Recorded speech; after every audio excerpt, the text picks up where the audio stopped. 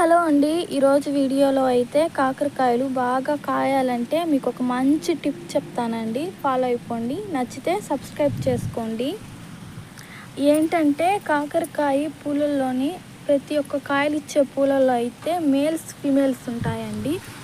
అది ఫలదీకరణం చెందుకోవాలి.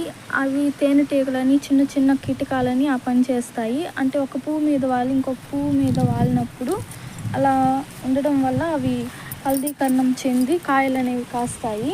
ఒకవేళ తేనెటీగలు లేనప్పుడు కాయలు అనేవి కాయకుండా పూత వరకే రాలిపోతూ ఉంటుంది. అలాంటప్పుడు మనం ఏం చేయాలంటే ఒక పువ్వుని ఇలా తీసుకొని అన్నిట్లో ఎక్కడెక్కడైతే పూలు ఉన్నాయో అందులో ఒక పుప్పొడిని మనం వేయాల్సి ఉంటుంది.